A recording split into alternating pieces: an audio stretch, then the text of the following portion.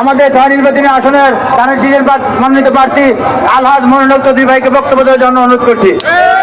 আমরা সবাই কুমিল্লাবাসী, আমরাই কুমিল্লা শহরে প্রথমবারের মতো প্রার্থী করায় আমি আমার আল্লাহর কাছে শুকরিয়া জানাই, কৃতজ্ঞতা জানাই দলের ভারপ্রাপ্ত চেয়ারম্যান তারেক রহমান, মহাসচিব সহ স্ট্যান্ডিং কমিটির সদস্যদেরকে।